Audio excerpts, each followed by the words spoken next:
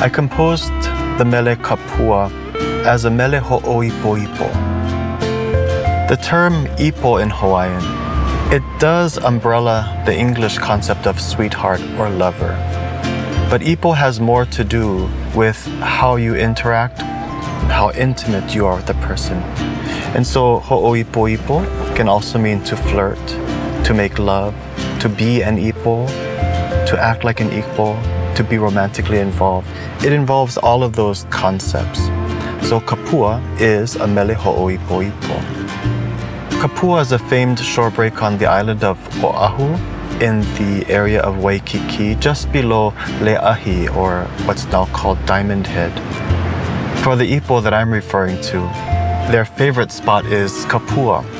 When we compose mele ho'oipoipo, or mele in general, we often draw upon the meanings of place names, the meanings of the natural phenomena of the environment, as well as how those things interact to convey deeper meanings through our compositions.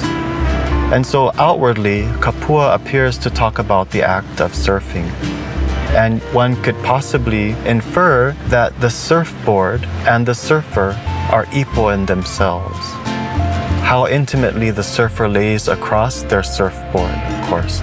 During the time when they're together, their bodies come into close contact. When they're together, they notice every aspect of each other. They accomplish great feats together.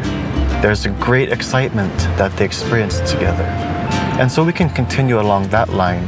But of course, if we pull back a little bit, dive a little deeper, we can see that there are certain acts of ho'oipoipo also embedded within this mele, dampened by the sea spray, of course.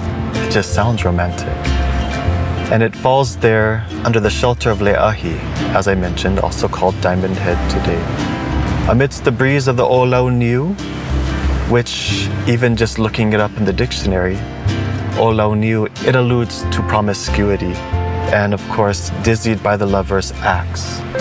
So through the first verse, even if you come into it thinking that it's a surfing song, it kind of tells you that this is actually about two ipo. The prone position that a surfer assumes upon their surfboard, it's a beautiful vision, it's something that we see, but let's apply it to the acts of ipo as they slide upon the lala wave. Lala is the name of a wave, but it can also allude to parts of human anatomy. The Kona storm that might be unseen at the moment causes a swell to rise up against the entrance of Kapua. Kapua is of course the place name, but it can also refer to anatomy. And that's the swell that enters into the harbor there, into that surf spot, causing great delight for the surfers therein. With the stroke of the surfer's hand, that sets everything in motion. Am I talking about surfing? Or about something else? Sliding deftly across the surface of the sea. Suddenly the surfer will rise up above the surfboard and appear as if they're flying over the surface of the waves, only to find the most enjoyment once they've reached the shore.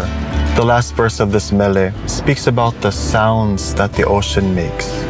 It also speaks about the surf spots to either side of Kapua.